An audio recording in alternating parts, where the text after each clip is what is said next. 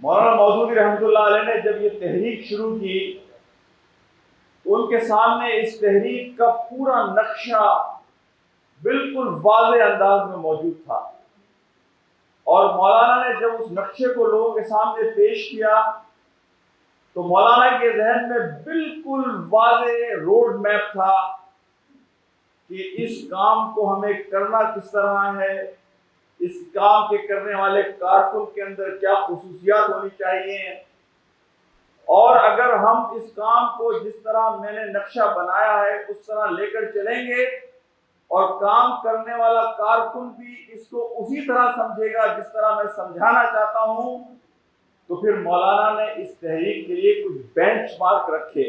اگر ہم نے اس راستے پر اس طرح کام کیا تو آج سے 10 سال بعد ہم یہاں کھڑے ہوں گے۔ دیکھیں، اس تحریک کا بنیادی کام ہے انسانوں کو اللہ کے ساتھ جوڑنا، انسانوں کا تزکیہ کرنا، انسانوں کی زندگی سے تضاد کو ختم کرنا۔ ہر نبی کی زندگی کا ایک ہی مقصد تھا، کما ارسلنا فیکم رسولا منکم یتلو علیکم آیاتنا ویزکیکم،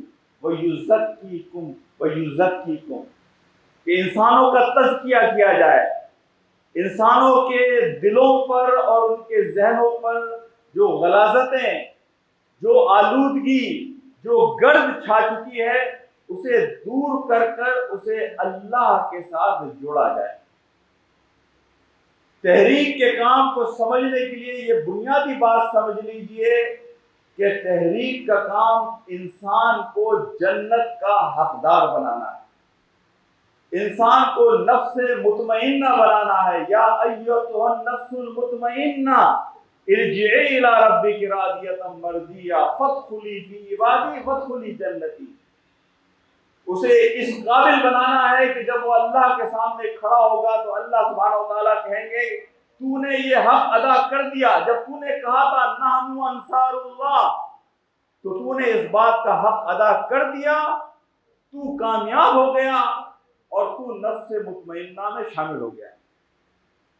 تو یہ تزکیہ انسان کو اللہ سے قریب کرنا، اپنی زندگیوں سے تضاد کو ختم کرنا، اور وہ کارکن بننا جس کارکن کے بارے میں مولانا مودودی رحمۃ اللہ علیہ یہ بات کہتے تھے کہ تمہارے بارے میں لوگ یہ نہ کہیں کہ یہ اوروں کے مقابلے میں بہتر لوگ ہیں، بلکہ تمہارا کردار ایسا ہونا چاہیے کہ لوگ تمہاری طرف کھینچے چلے آئیں۔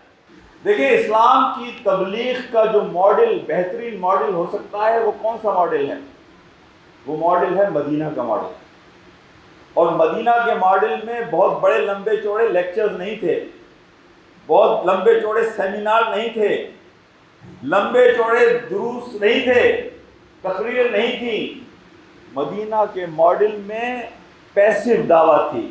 نبی پاک صلی اللہ علیہ وسلم نے مسلمانوں کو کردار بنا کر لوگوں کے سامنے پیش کیا، زبان ہلانے کی ضرورت نہیں تھی، بغیر کچھ بولے لوگ آپ کے پاس، آپ کے صحابہ کے پاس بیٹھتے تھے اور دعوت ان تک کمیونیکیٹ ہو جاتی تھی۔ مدینہ کی دعوت میں پڑوسی نے پڑوسی کو دیکھا، کاروبار کرنے والوں نے مسلمان کے کاروبار کو دیکھا، رشتوں کے تعلق میں لوگوں نے ایک دوسرے سے کس طرح برتاؤ کیا جاتا ہے وہ برتاؤ دیکھا، جنگ کے میدان میں دشمن نے مسلمانوں کے رویے کو دیکھا، اس معاشرے میں رہنے والے منافقین ہوں، یہود ہوں، نصارہ ہوں، انہوں نے مسلمانوں کے کردار کو دیکھا جس کی بنیاد پر وہ خود اندر سے یہ بات محسوس کرتے تھے کہ یہ جو دعوت ہے یہ حق کی دعوت ہے، یہ بات ہے یہ حق کی بات ہے، اور وہ اس کی طرف کھینچے چلے آتے تھے۔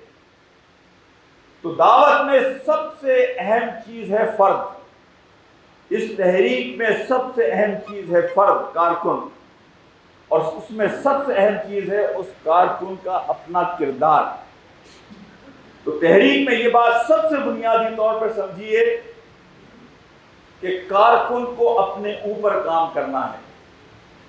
اسی لیے یہ بات کہی جاتی ہے کہ آخرت کے دن جو حساب کتاب ہوگا وہ تحریک کی بنیاد پر نہیں ہوگا، وہ فرد کی بنیاد پر ہوگا۔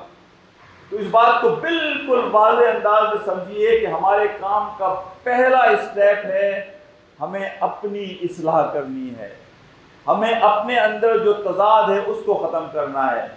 ہمیں سب سے پہلی کوشش یہ کرنی ہے کہ میری نمازیں، میرے معاملات، میرا لین دین وہ اس چیز کے مطابق ہو جو نبی پاک صلی اللہ علیہ وسلم اور قرآن نے ہمیں بتایا۔ یہاں میں حضرت عمر رضی اللہ تعالیٰ عنہ کا ایک قول آپ کے سامنے پیش کرتا ہوں۔ آپ نے فرمایا کہ اگر کوئی شخص نماز پڑھتا ہے، نماز پڑھا کرے، اگر کوئی شخص روزے رکھتا ہے، روزے رکھا کرے۔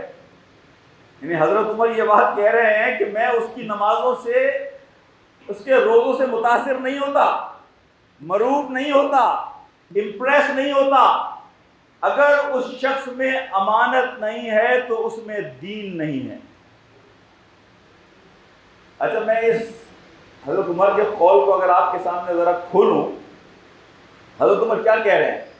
نماز فرض ہے نا، فرض ہے، روزہ فرض ہے۔ حضرت عمر یہ کہہ رہے ہیں کہ وہ فرض روزہ نماز سے متاثر نہیں ہو رہے، وہ کہہ رہے ہیں کہ اس میں دین نہیں، جس کے اندر امانت نہیں۔